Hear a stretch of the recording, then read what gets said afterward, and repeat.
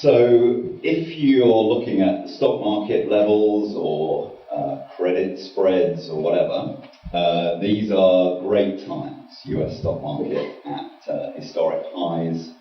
The cost to borrow for companies at historic lows.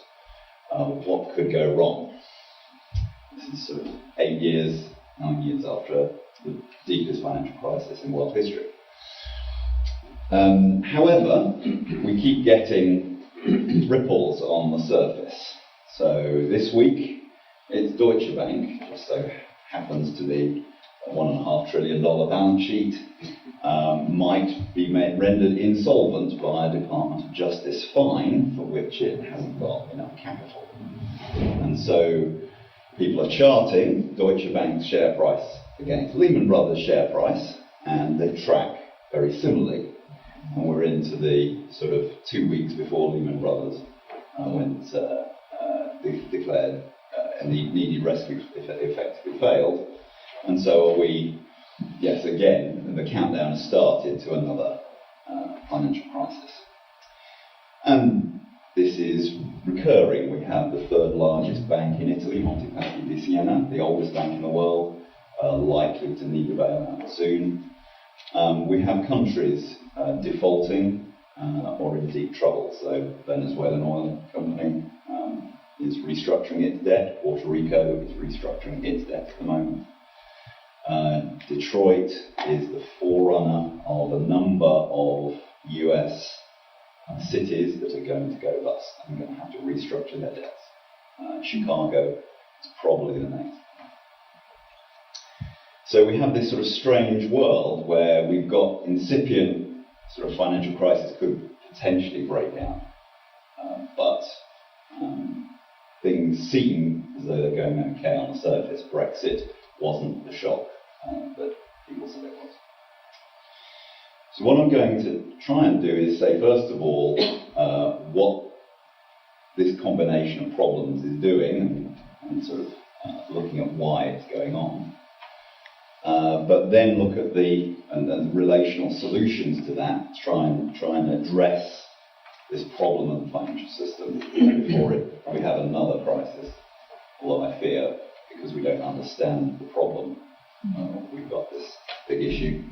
And then I'll try and highlight the real problem that's looming, which is the intergenerational problem, where we need relational solutions to be put in place promptly to address what will be the biggest problem that we'll face in a generation. I will try and keep what I say to about 35 minutes and then questions afterwards, because if I speak more than that, the suicidal tendencies within the room get too strong. So I will try not to speak too long, because I tend to depress people because I tend to be realistic. You won't get any sugarcoating. So, I think essentially we're in the eye of the hurricane. We had the sort of chronic, acute financial crisis, 2007 to 2009. And then we've had, because of very, very, very strong policy action, central banks have managed to dampen down volatility completely. They remain highly accommodative. So the Federal Reserve has managed to raise interest rates in this cycle once by 25 basis points. That's 0.25%. So US rates are at 0.5%. They failed to raise them again last week and may not be able to do so again. They're talking about the next crisis that they'll be buying US equities. We had a Deputy Governor of the Bank of England yesterday saying quantitative easing is here forever. So the Bank of England is preparing to be sitting on a quarter to more of the UK government debt and is buying corporate bonds. As we speak, they're thinking maybe of having to cut rates again. UK rates are at a quarter. When we go to the euro area, interest rates are at minus 0.4%. Switzerland, I think, are at minus 0.75%, along with I think Denmark. Interest rates have never been this low in history. We have interest rate data going back to the Sumerians, the Babylonians. Interest rates have never been this low. Borrowers in Spain, and I think Denmark, are being paid to borrow. Companies are being paid to borrow. Savers are being taxed to save. This is the topsy-turvy world. However, anything that is yielding income, therefore, is at historic highs, because relative to interest rates, if you've got a property generating rents, fantastic, even 2 or 3%. So houses, shares, bonds are all at historic highs. And global debt, however, is continuing to rise very sharply. I'll show you a chart of that in a moment. So we had a debt crisis. You would have thought we would have learned the lesson, get the debts down. But in practice, what's happened is the debts have accelerated faster because we've got interest rates so low. But we have various stresses on a localized level continuing. So these are the ones at the moment, the 2 banks in Europe that are most at risk at present. Portugal is under stress, may need to go back into a program. Venezuela in default, Puerto Rico in default. There was a blackout in Puerto Rico for the whole of the island last week that lasted 2 days, and it has rolling blackouts going on. So basically, you have no reliable electricity supply. 3.5 million people under US in the US protectorate. So I would maintain that the risk of crisis persists with these because the underlying cause of leverage and debt is largely unaddressed. But the worrying thing, this is the thing that really worries policymakers, is that we're sort of very late into this cycle. This is the 4th longest US recovery in history, so it's getting very mature. And there are various signs the US economy is turning down. But policymakers have got nothing left in the locker, as it were, unless they go very, very radical. And very radical means interest rates that are negative of 1% or 2% is being talked of in Japan. But that would require people to be prohibited from holding cash. So you've got to prevent people running to take money out of banks and put it into cash if they're going to get charged 1 or 2% to have it in the bank. Central banks are talking about huge purchases of assets, even though they're continuing to do so. So central banks now own $25 trillion of assets. Before the crisis, it was around $5 trillion. The Bank of Japan now owns over half of the Japanese government debt. It owns over 10% of the Japanese stock market. So what is happening by stealth is that the state in these countries is nationalizing assets because it's continuing to buy. When the next crisis happens, what happens? Bank of Japan and ECB is buying €1 trillion of assets a year. It's running out of government bonds in Germany to buy. What happens next when it's got to accommodate even more? Under questioning, I can talk about maybe what might happen later on. What is happening in the backdrop of this is that debt continues to rise sharply. So this is McKinsey's chart, just outlining global debt across financial, government, corporate, and household has gone up $57 trillion since the crisis to the middle of 2014. It's gone up further since. This is the sort of debt to GDP ratio that usually is given as the measure of how indebted economies are. Developed economies, obviously, recession in the second bar in grey, that accelerated the increase in debt because governments borrowed drastically. Households sort of didn't borrow much but didn't pay down debt, and so that led to this big spike up in debt to GDP. Notice, however, emerging economies generally less levered, less indebted, but their debt is rising even more sharply now. And this is because of this one country, China, where domestic debt is going up incredibly fast. So the domestic Chinese economy is borrowing from itself $1 trillion every 3 months at the moment. So China as a whole is borrowing more than the US, even though the US economy is 5 times bigger per head. And so China is now, its debt burden is roughly double any other emerging economy for its level. So if you track Japan and Korea when they're going through this move to higher incomes, China has about double the debt levels anyone else has. But this is then sort of interacting with relational angst around the world. Now there's a very strong contrast between reality and perception. So if you read the news headlines, you think this is the worst of times. But if you look at the underlying fundamentals about longevity, about disease control, about falling poverty in absolute terms, this is the best of times. So we've got this very strange contrast between we're not celebrating the good news because it's actually in no one's interest to celebrate good news. Newspapers aren't sold on good news. NGOs don't garner grants on good news. International organisations like the IMF thrive on crises, not on good news. The IMF was in deep existential crisis in 2006 because everything in the world economy was going too smoothly. We were running, there was only one country who was still borrowing from the IMF. We were about to give up. And so you get this contrast between perceptions and actual reality.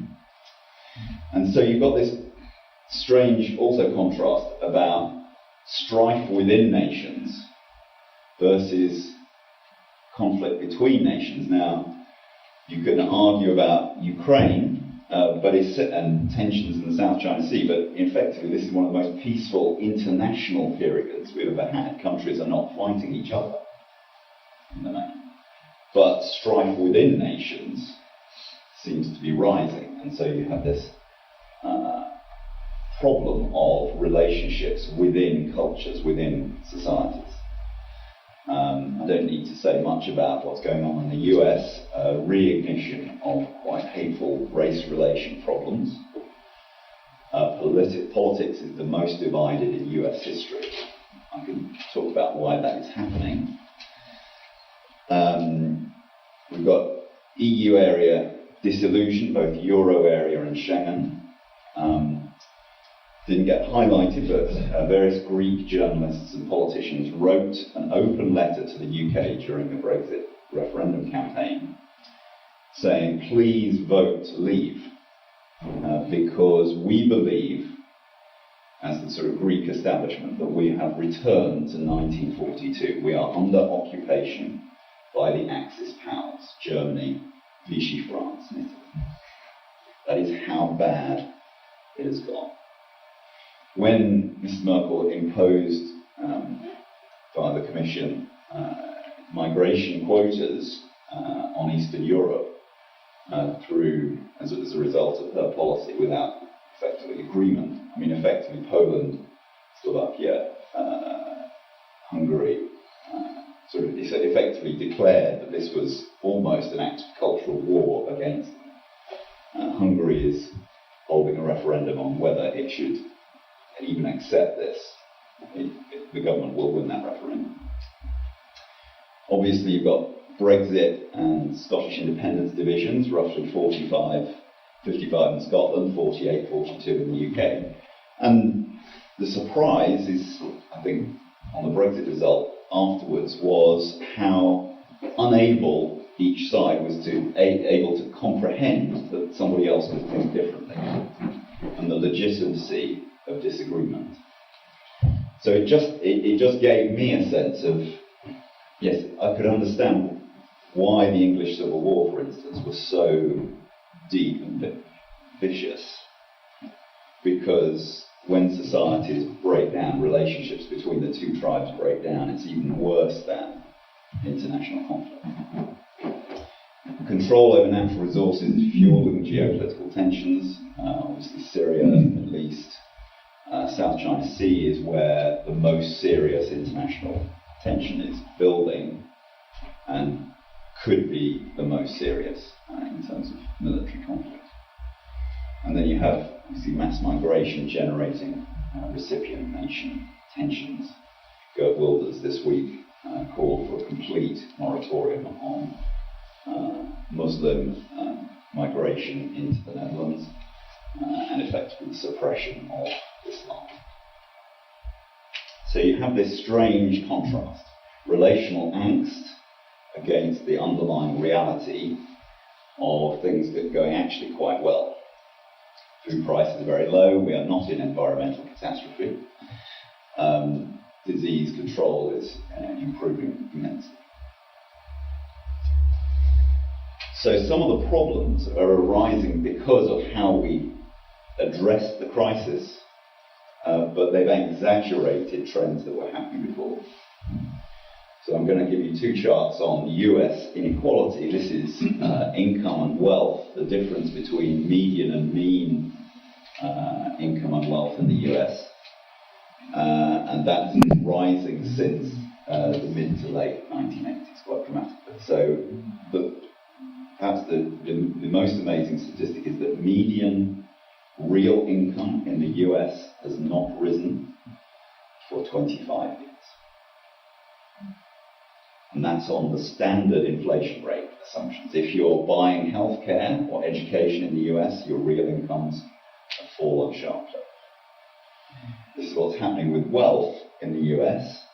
The top 10th of 1% in the US now own more than the bottom 90% in the US. So we're back to the robber barons of the late 19th century in the US in terms of inequality.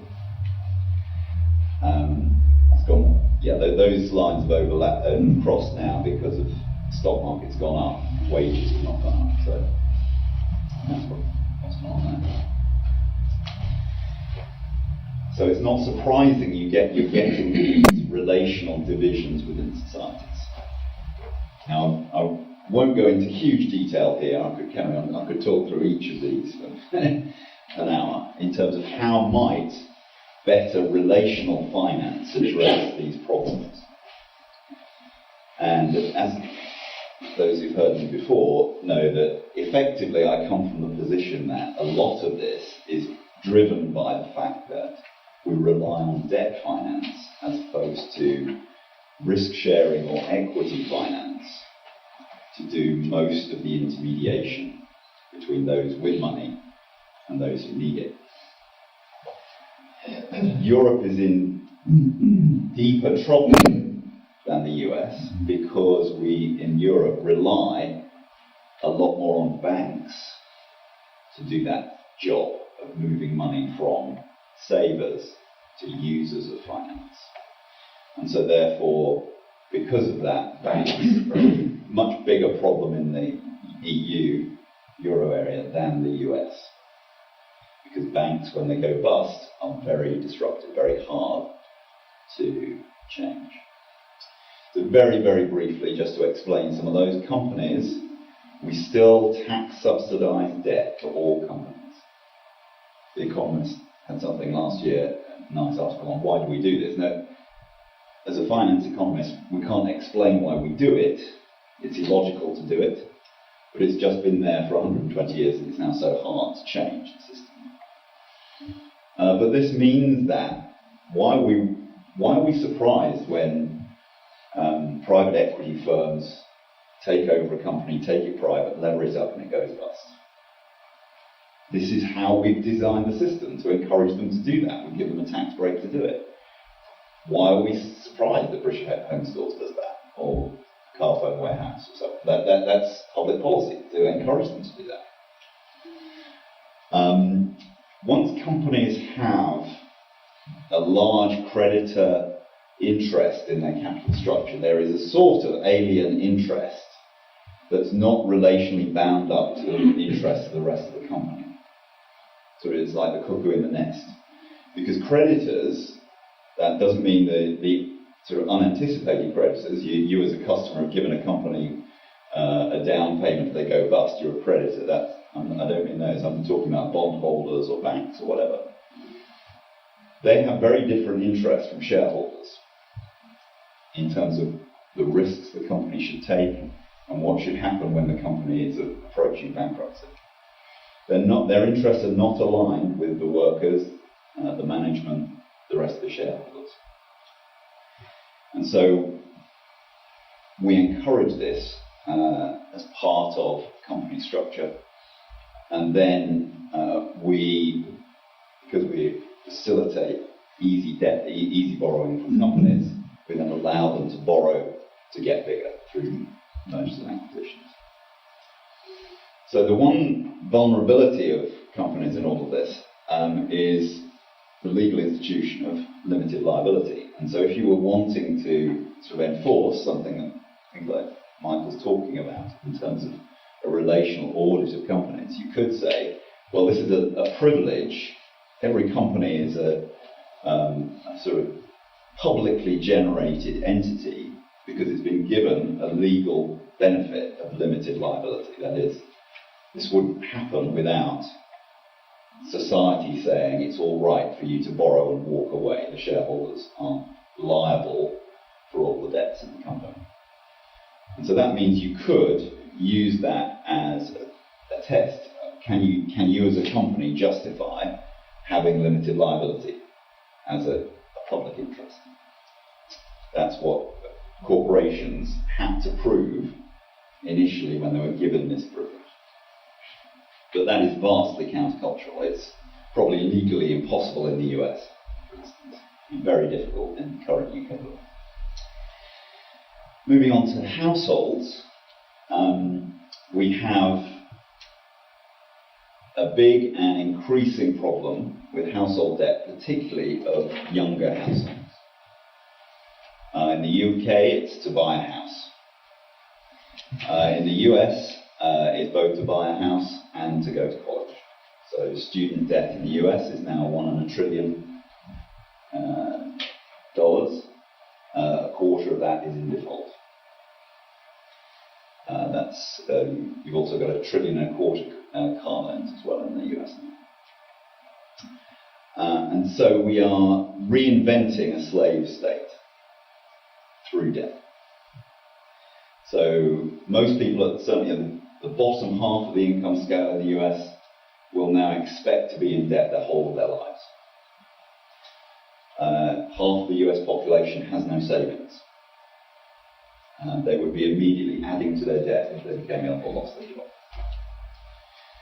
So we have a society that is on the edge all the time, very nervous about illness or loss of job. No independence, no freedom. Not surprisingly, levels of strikes are very low because people can't afford to risk losing their jobs or the income.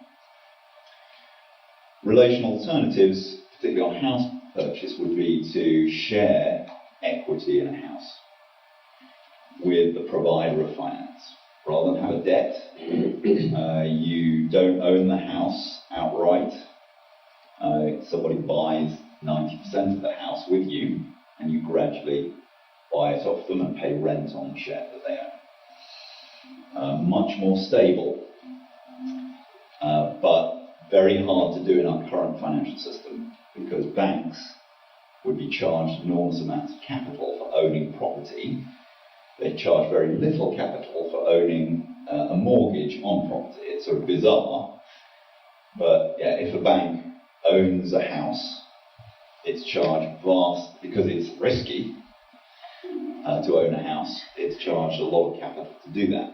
If it owns a mortgage on the house, that's deemed as very safe and it's charged very little capital. We also desperately need alternatives to student debt to just get us out of the psychology of debt. You're effectively going to be in debt for your working life, or most of your working life. But that is not simple. Because we can't sell shares in ourselves or our future income, finding a non-debt alternative is actually quite difficult. We've abolished slavery, obviously quite correctly, so therefore you can't sell your future income easily.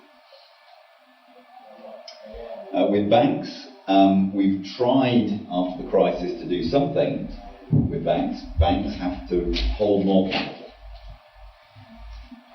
Before the crisis, effectively the minimum amount of capital a bank had to hold was 2% of its assets. So it could leverage itself 50 times. Deutsche Bank and United Bank of Switzerland, Union Bank of Switzerland were leveraged 60 or 70 times before the crisis. So we cracked down on banks really, really hard. So now the minimum required for a bank is 3% of capital. So banks can lever themselves, maximum leverage has come down from 50 times to 33 times. The banking lobby is incredibly powerful because everyone wants cheap debt. The more capital you have in banks, the less profitable they are.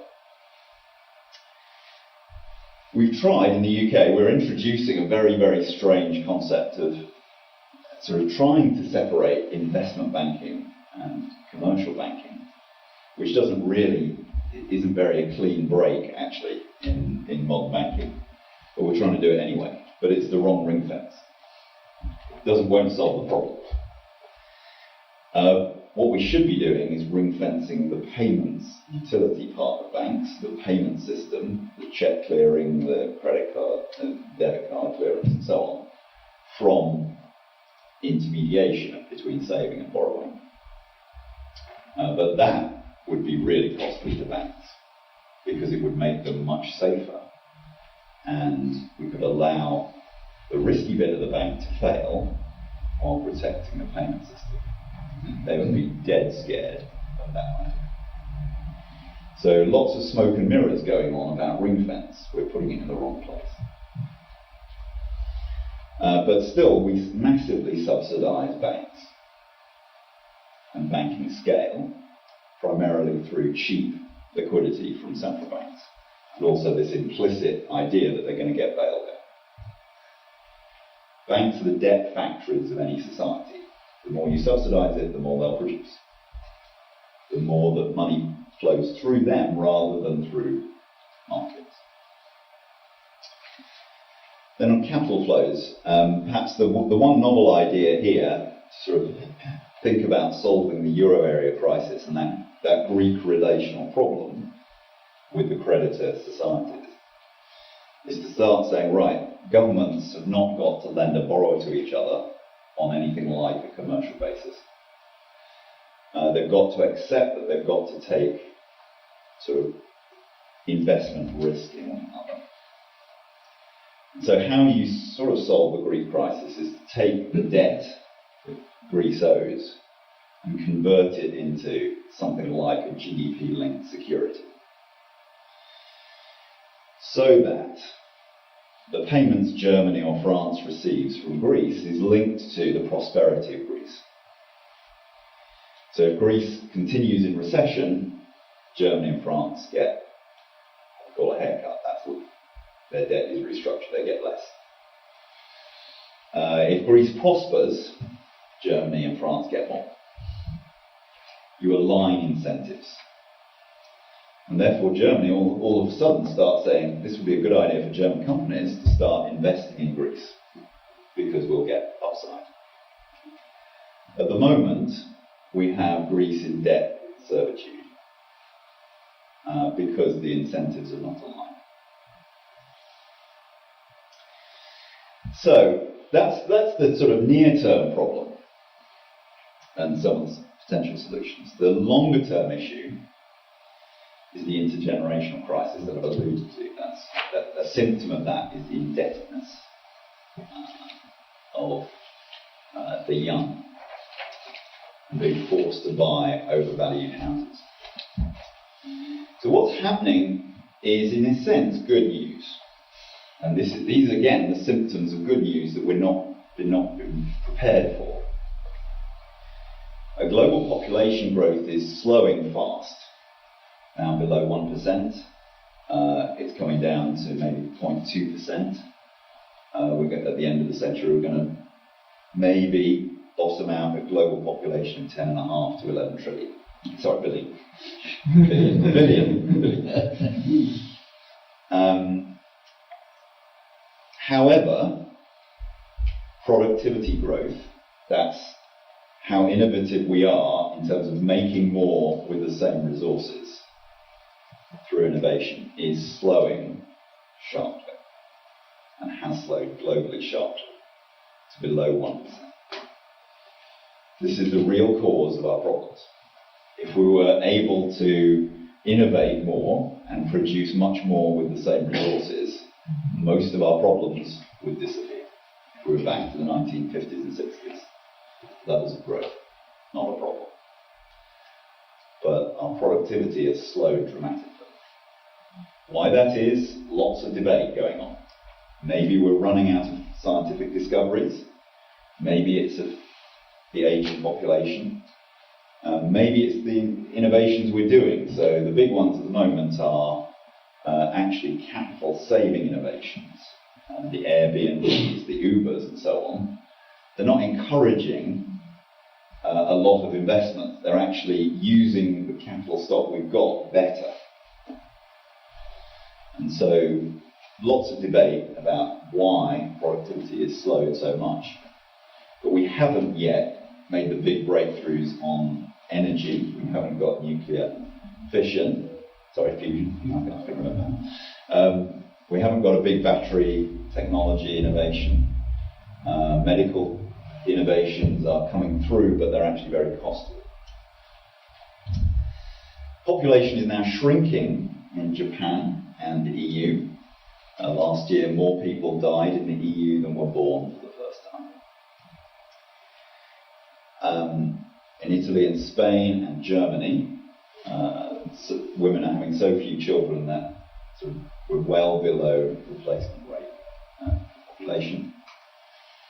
But longevity is rising faster than forecast even 5 years ago. So Japan is leading dramatically, but Europe is catching up everywhere except the US. So US longevity is now 2 years below Europe.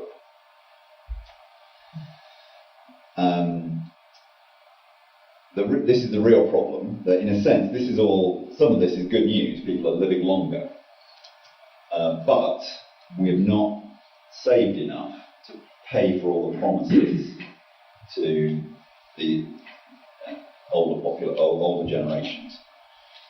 And this is now affecting companies, municipalities, particularly in the US, and governments are usually grossly undersaved for the promises they've made.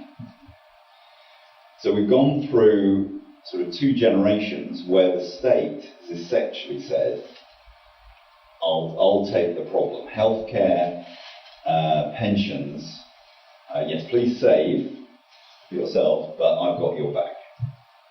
And as a result, we've effectively eroded social networks of care through 3-generational families and community. And so, effectively, particularly in the UK and the US, we've encouraged mobility, we've broken down spatial integrity of families, assuming the state was going to be there to provide the care.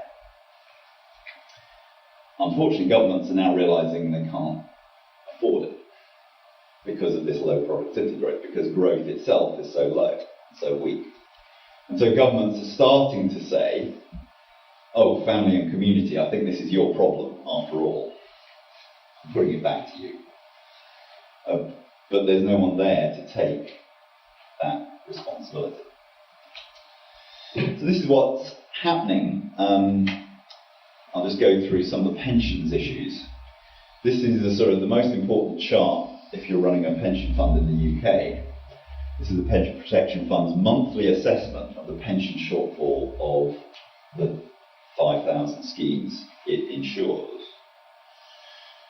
And so, because bond yields have come right down post-Brexit, just even now,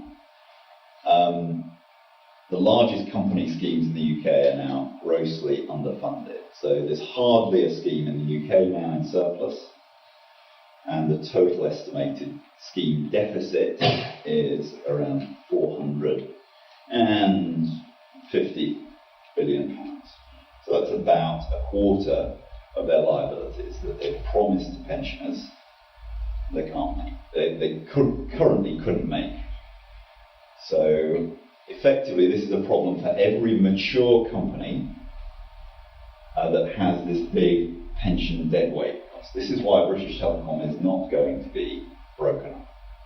You're not going to get fibre broadband, because that would crystallise to the UK government the BT part of this, which is tens of billions of pounds. So this affects the big mature banks, the older industries. They're very vulnerable because, of course, they've got competition from people who don't have these liabilities. So this is a very unstable situation. But then the really bad news is that this applies in spades to governments. So this is a nice chart from the FT a few weeks ago, just saying, what is, if you were to do that to governments' promises, if they were to account for their pension promises, like they force companies to account for their pension liabilities, this is what you get. So you get the UK, its pension shortfall, the state pension and civil service pension and so on, is around 300% of GDP. So just put that into proportion, the on-balance sheet debt of the UK is about 80% of GDP. And that we've been going through massive austerity and really worrying about, oh, we've got to get the size of government down, defence cuts and so on, just to get that controlled. Still haven't got it under control, but that's all the focus. The off-balance sheet debt is 4 times bigger. So if you're running the UK government as a company, this is the true debt you have to say, put on your balance sheet. But because this is so scary, we don't measure it.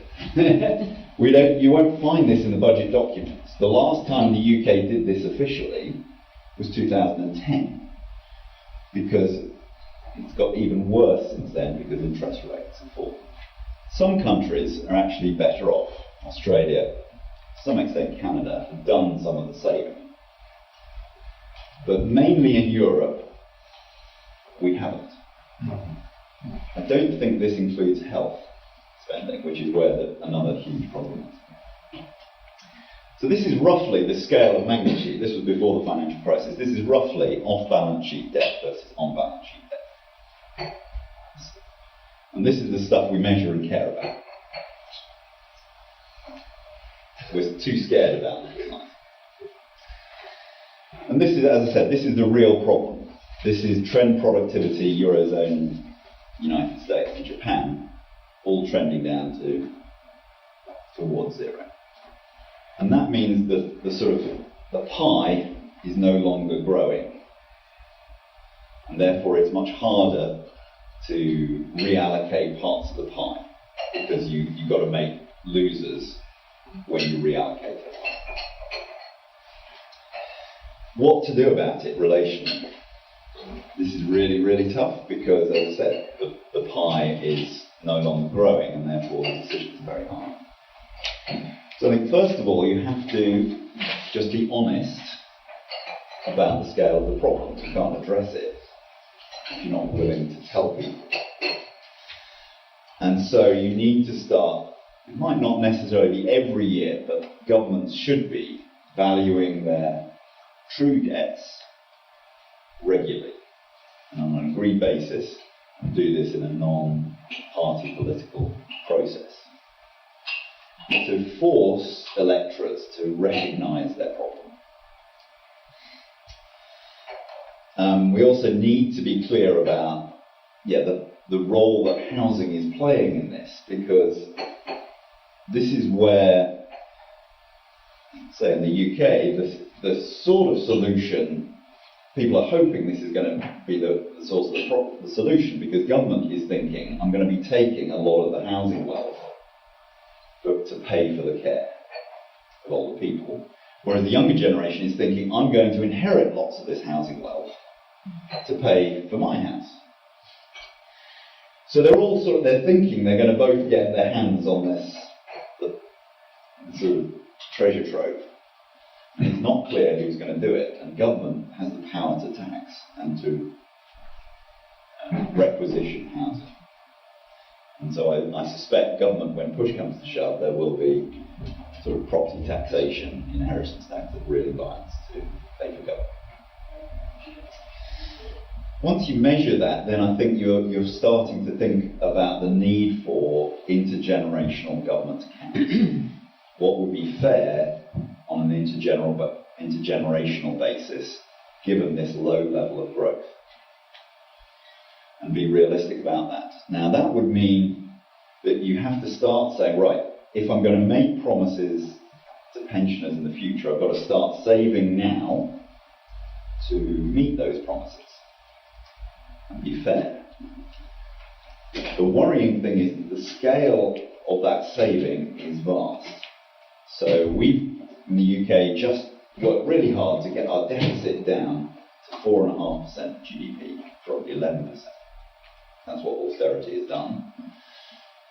But if you did a proper intergenerational balance, the UK should currently be in surplus by about 5% of GDP.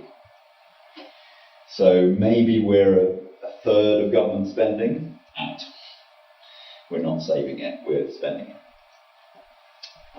That's why politicians don't want to go here, because the amounts make austerity sort of look pitiful. In the US, if you retired in 2013, it's calculated that you would be a net recipient of $250,000 from the US government over your lifetime. If you were born in 2013 on current policy, you're expected to contribute $250,000 to the US government. That's the scale of the intergenerational inequality.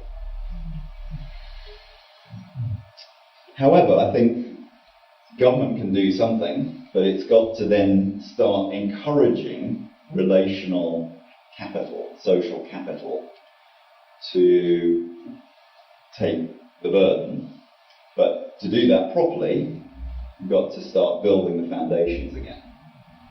Now, some countries understand this more than others. So Singapore encourages younger generations to live close to their elderly parents and gives them tax relief for doing that. I think I'm seeing legal cases in Germany where courts are forcing young people to pay for the care of the old people, their parents. So there are some countries where this is starting to be built in. Now, just to be blunt, why you do this is because care by family and community is cheaper than care through the state. The burden is much lower, both emotionally, but also in terms of cost of taxing and then paying for somebody else to care. We could hope that we're going to have a big innovation in care in terms of robotisation of social care. But then you've got the prospect of, do you want a robot to be picking somebody up off the floor when they're falling out of bed? And is this the same thing? So, effectively, no. We don't want that. And so you need to be rebuilding the foundations. Now, some of that could be in how you think about inheritance tax and this spreading of wealth. So if you remember, part of the relational angst within societies is growing wealth inequality. How do you address that?